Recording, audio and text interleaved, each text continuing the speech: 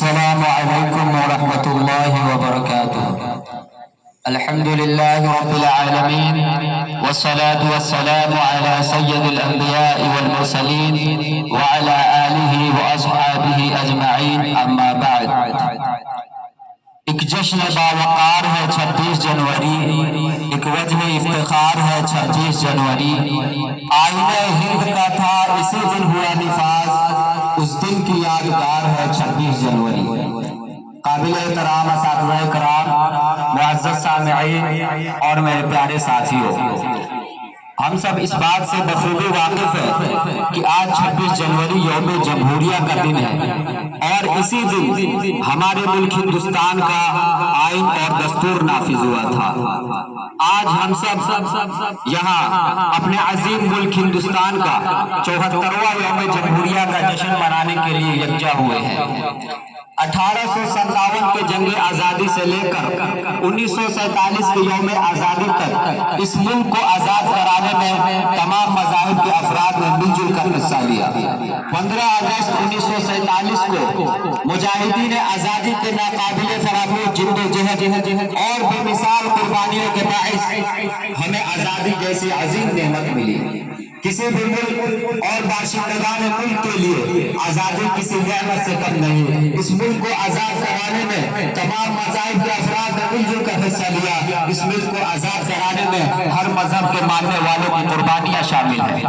انہی بہادر اور جانباز لوگوں کے قربانیوں کے باعث ہمارے ملک ہندوستان کو ان بے رحم اور ظالم انگریزوں کی حکومت سے نجات حاصل ہوئی۔ ہمارے ملک ہندوستان کو ان بے رحم اور ظالم انگریزوں کی غلامی حاصل ہوئی، غلامی سے نجات حاصل ہوئی۔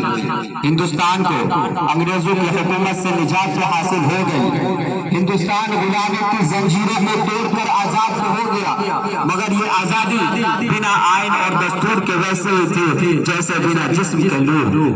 لہٰذا ہندوستانی رہنماؤں نے اس مختلف مذاہب، زبانوں اور تہذیبوں والے ملک کے لیے آئین سازی کا مشکل کام شروع کیا۔ انگریزوں کی حکومت سے نجات حاصل ہونے کے بعد مجاہدین آزادی نے یہ ضروری سمجھا کہ جمہوری طرز حکومت کے لیے ایک جامع اور متوازن آئین مرتب کیا جائے۔ چنانچہ اس وقت میں بااثر اور قانون ساز افراد کی ایک ٹیم کو ڈاکٹر بھیم راؤ امبیڈکر کی قیادت میں آئین سازی کی ذمہ داری سپرد کی گئی۔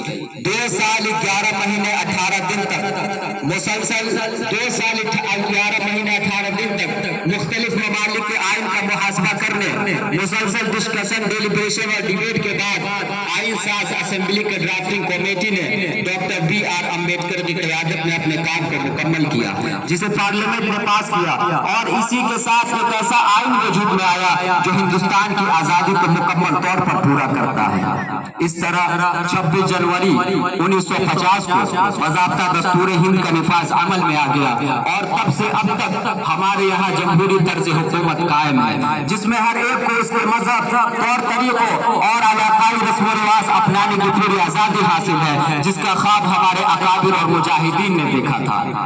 یہ دن اہمیت کے اعتبار سے ہمارے لیے بہت ہی خاص ہے، کیونکہ یہی وہ دن ہے جو جمہوریت اور آزادی کی حقیقی روح کی نمائندگی کرتا ہے۔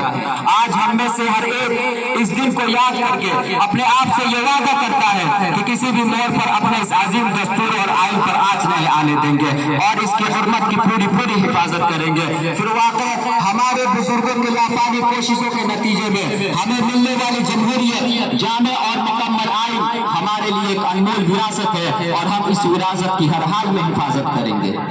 آج بھی ہمارے دلوں میں اپنے ملک سے اس قدر محبت ہے کہ ہم اپنی جانوں کو قربان کر دیں گے، مگر اپنا ملک اور اپنی آزادی کسی کے حوالے نہیں کریں گے۔ ہمارا تو بس اتنا ہی کہنا ہے کہ ہم نے کل بھی تیرے خاطر خون بہایا تھا، اور آج بھی بہا دیں گے، یا تو تیرے خاطر مٹ جائیں گے یا دشمن کو مٹا دیں گے۔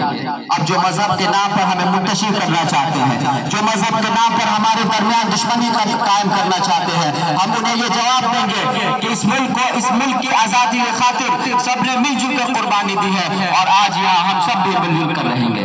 اور ایسے پرخوف عالم میں یہ ہماری ذمہ داری ہے کہ ہم ملک کو نجات کا راستہ دکھائیں، اور اس کے لیے ہمیں تعلیم کے میدان میں آگے آنا ہوگا، ملک کے اعلیٰ امتحانات میں بڑھ چڑھ کر حصہ لینا ہوگا، سیاسی شعور اور سیاسی سمجھ پیدا کرنا ہوگا، تب جا کر ہم ان مشکل حالات کا ڈٹ کر مقابلہ کر سکیں گے، کیونکہ تعلیم وہ ہتھیار ہے جس کے ذریعے عالم انسانیت کے منظرنامے کو تبدیل کیا جا سکتا ہے۔ ساتھ ہی ساتھ ہم پر یہ ذمہ داری بھی عائد ہوتی ہے کہ ہم اس خوشی والے دن کی حقیقت کو جانیں، دستور ہند کو جانیں، تاکہ اس کی روشنی میں اپنے حقوق کا بہتر طور پر مطالبہ کر سکیں۔ میں اپنی باتوں کو یہیں سے ختم کرنا چاہتا ہوں۔ وآخر دعوانا الحمدللہ رب العالمین۔ السلام علیکم ورحمۃ اللہ وبرکاتہ۔